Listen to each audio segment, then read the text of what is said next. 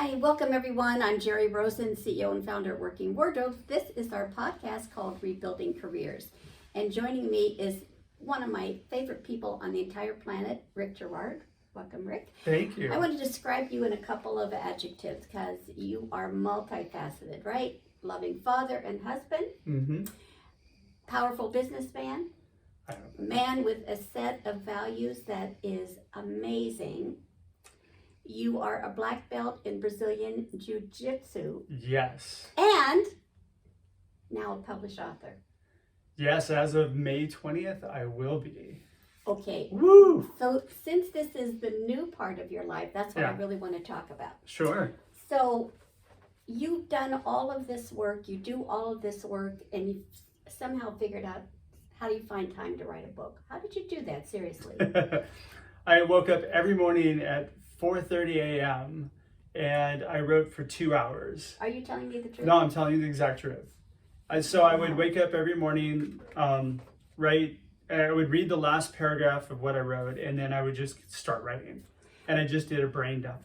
So did you sort of channel some thoughts that you might have had while you were sleeping? Maybe. Because that was the first thing that you did in the morning. Maybe. Yeah, I would wake up and I'd just go start up my computer, and everything was dark around me because I tend to be one of these people that I start chasing purple squirrels all over the place whenever I see anything.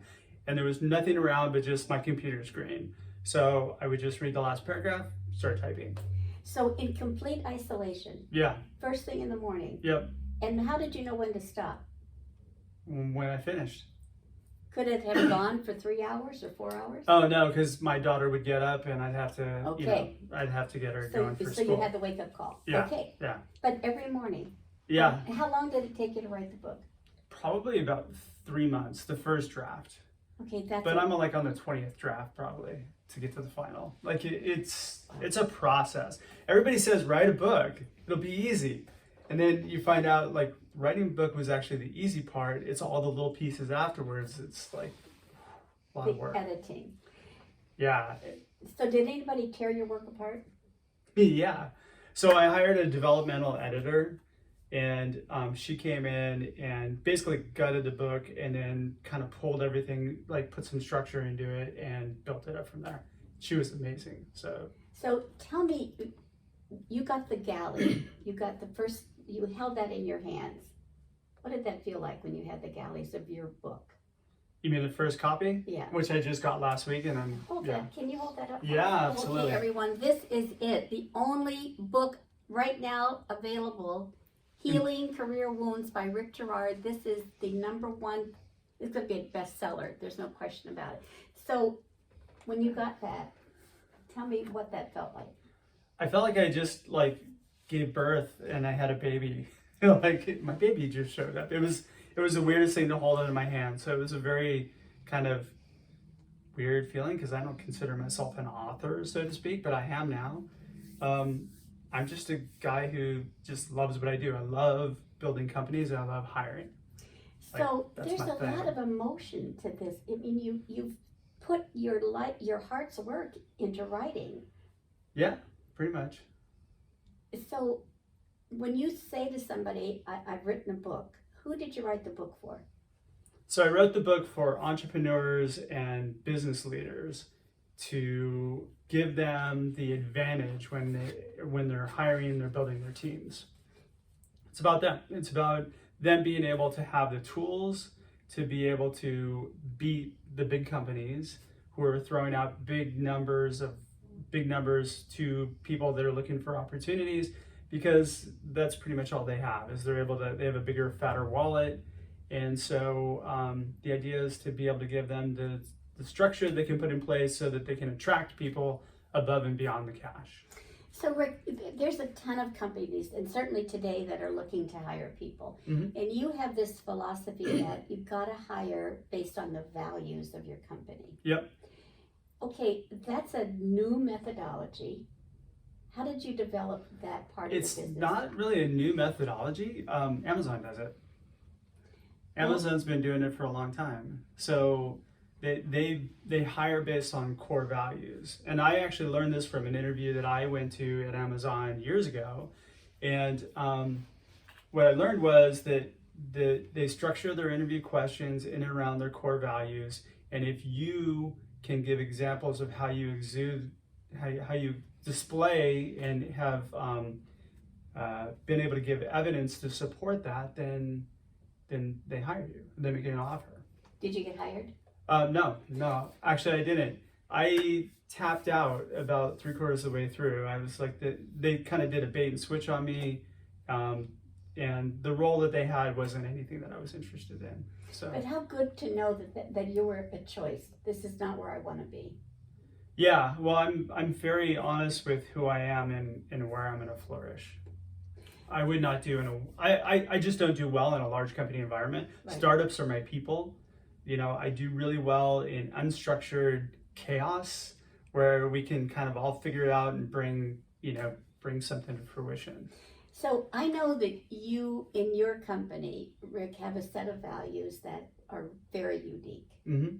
Can you give us an example of what are the values that you live by and work by? First one is you first, right? And it's about chivalry. It's about being able to, like, you matter more than I do. You know, the truth is that I can sell people things, but like nobody really cares about me or what I'm selling. They care about themselves and their problems first, right? So for me to be able to solve those problems, be able to bring something to the table that solves those problems, brings value.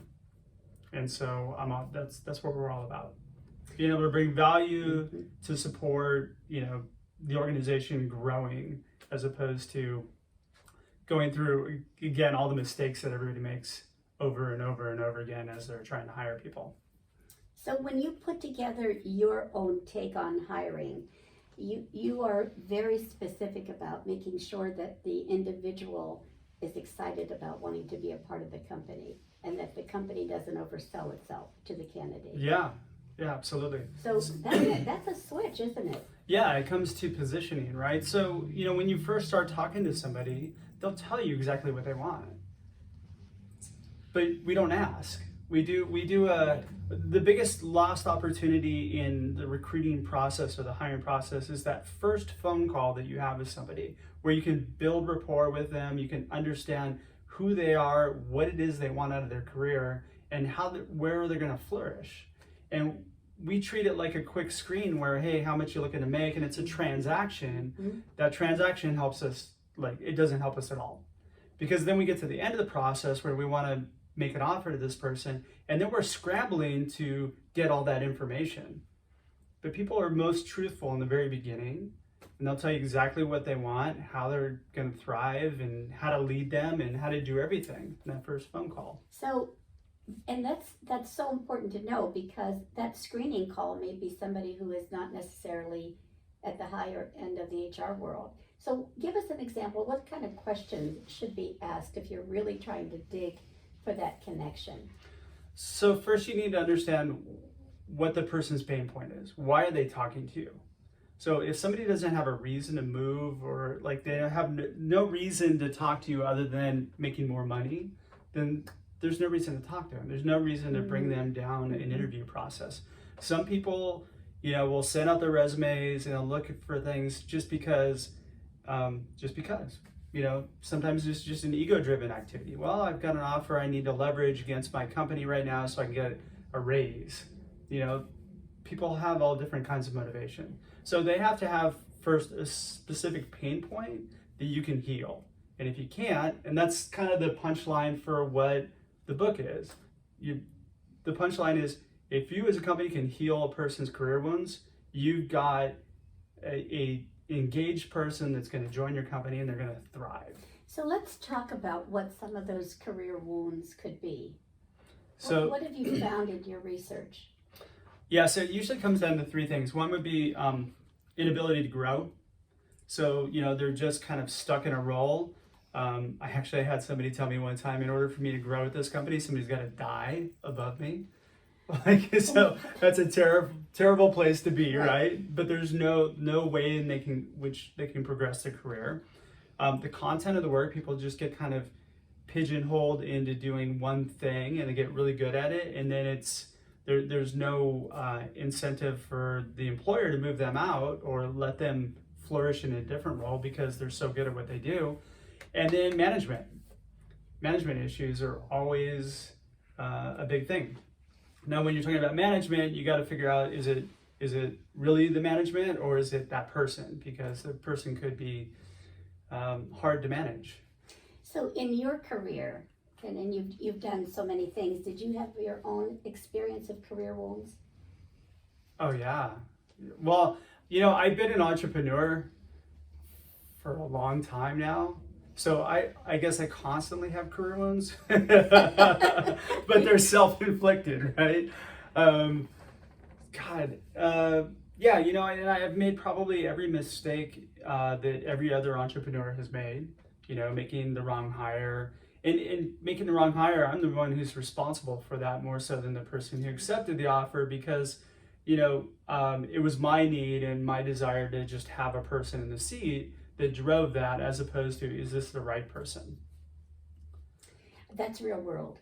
Yeah. I mean, there are times when we're just so pressed to get somebody hired, and we're doing everyone a disservice, aren't we? Yeah. Because there's time and expense in all of that. Yeah, when you dig into the numbers too, the data shows that it can cost you up to 3 times, well, on average 3 times the amount that you're paying the person. So that whatever their yearly, wow. So if you get somebody for a year and you're paying them $100,000, it could be as high as $300,000 that you've got to actually, it's going to cost your company, not including collateral damage if somebody leaves, like one of your top performers leave. Or if you have to replace the person and you paid a recruiting fee, then you've got that on top of it. So it can be ridiculously costly to your company. And there's also that knowledge that's walking out the door, right? So there's the lack of continuity of whatever the process is that you're losing as well. Contacts and relationships. You mean if the person was a bad hire? Right. Well, you may or may not be losing anything, but it usually comes in the form of somebody else leaving. Somebody brings bad energy to a team and they don't collaborate well, then your top performers get frustrated and they end up leaving. And, a lot of times the communication isn't there to where, hey, look, we've got a problem, we need to get rid of this person sooner. But, you always hear that phrase, hire slowly, fire fast.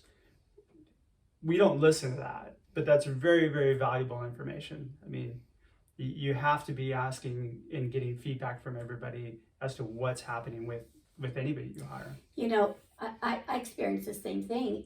People are always looking, we know if we don't have the right hire, and they're looking to me, when am I going to make that change? Yeah. And a mentor of mine said to me years ago, slow to hire, fast to fire. Yeah. The same kind of thing. And it's the deliberate work that you're talking about in healing career wounds that we have to really be attentive to. Yeah. And it could take more time, but if you looked at the ideal scenario, Rick, what's the amount of time that it would take from the initial call to the hire? What are you looking for that to happen? Well, if you do it right, it's 10 days. I mean, you can do it in 10 business days, pretty much from start to finish. Okay, that's remarkable.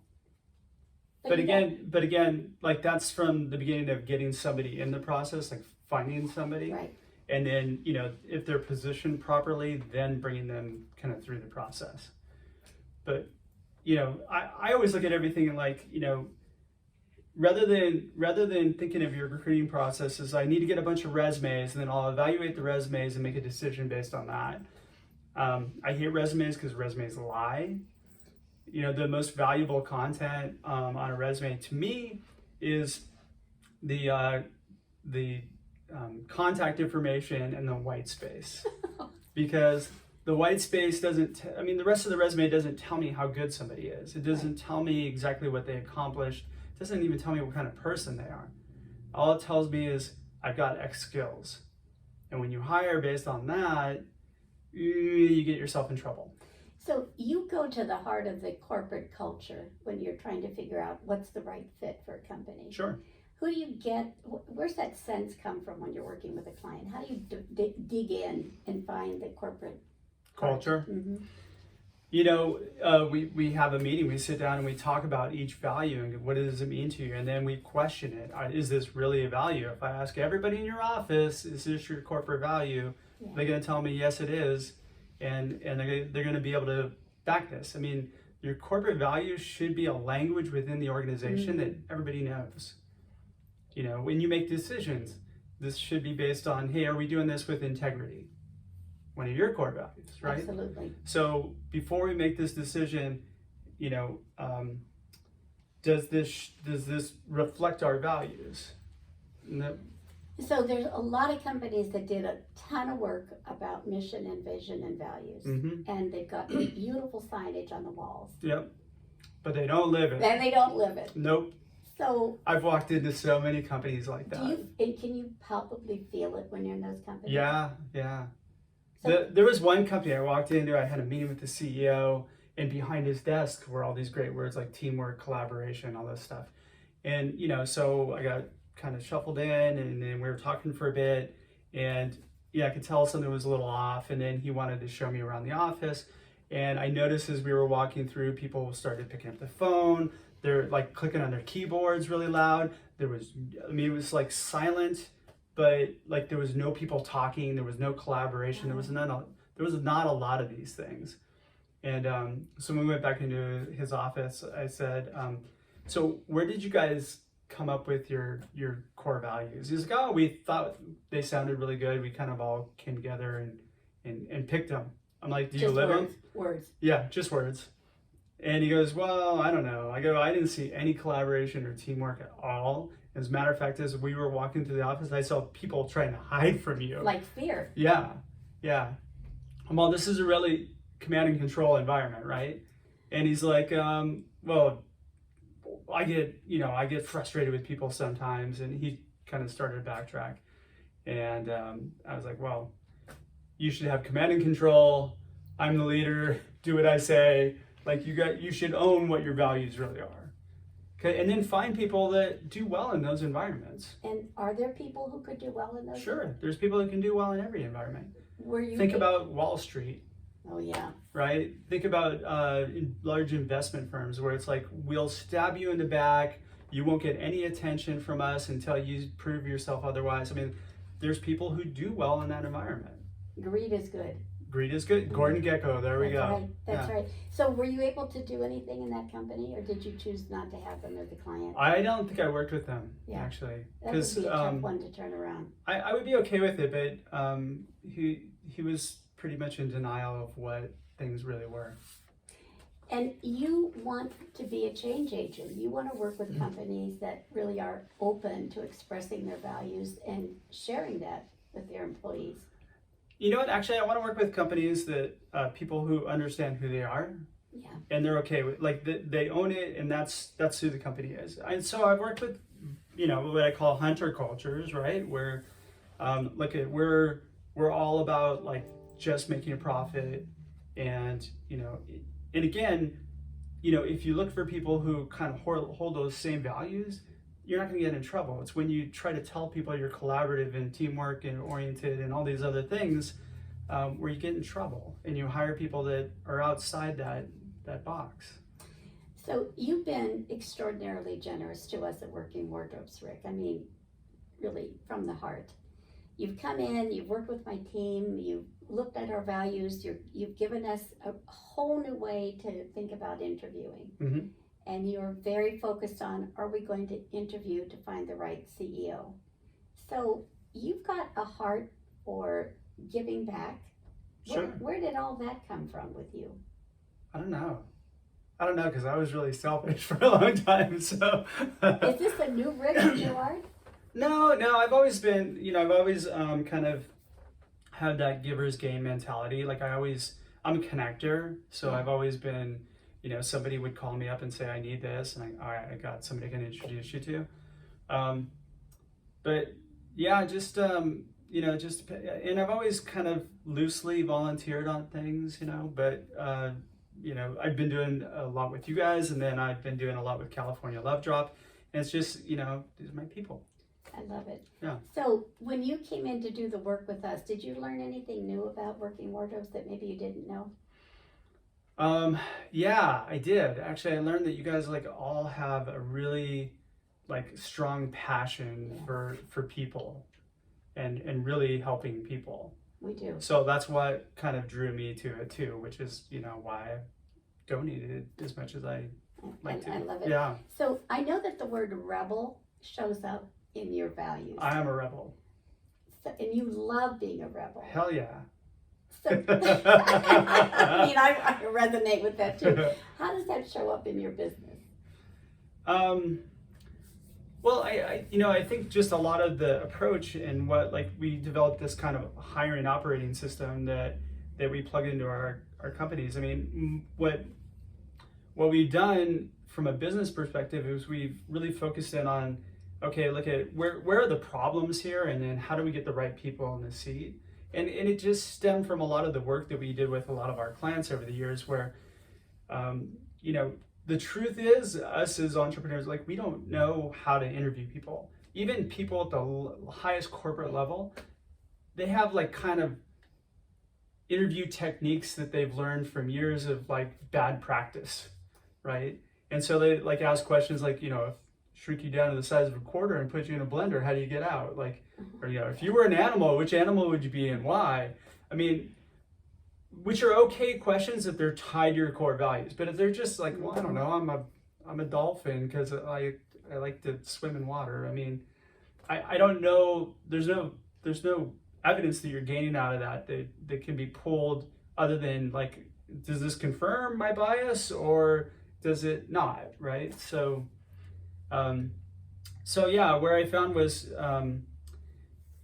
I've had so many situations where CEOs love somebody and they want to hire them, but then they did a terrible job interviewing that person, and the person went like, there's no way I would ever work for that company, and vice versa. It's just because of the things that happen in the interview process. So now that the book is published, yeah, and you know that it's gonna go on Amazon and be a bestseller, what do you want to do? Are you going to go on a book tour? Are you going to do book signings? No, I'm just going to do more work. More work. Do you have another book in you? Maybe. It actually like for right now, I'm getting really busy because we just kind of rolled out this HireOS, and we're already booked 3 months out now for training companies. So yeah, I'm gonna have fun doing that because I love getting into companies and like kind of making things work.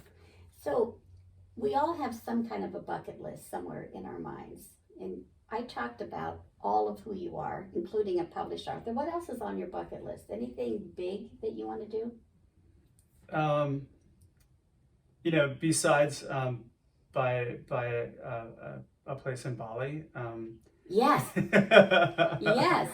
Yeah. Oh, I'm in. Yeah, that's on my bucket list. But no, you know what? Like I've got like my BHAG right now. My big, hairy, audacious goal is to actually help 500,000 startup executives win the right hire every time. So wow, it's really to get the systems in place and get it out there in a scalable model so that really every entrepreneur can. Okay, I'm starting up my business. I'll spend the time doing, setting up my hiring like procedures and how we're going to actually fill these positions, and put myself in a position where like when we start hiring, we have the whole process kind of dummy proof, and it puts us in a place where like we're going to attract the right people. So I'm just going to say to everyone, this is the book that you want to buy. Selfishly, I'm also going to say buy this book because Rick is going to donate to Working Wardrobes when these books are sold. Yep. But more importantly, this book is going to change the way you hire. It's going to change the way you think, and it's going to change the way your team approaches hiring.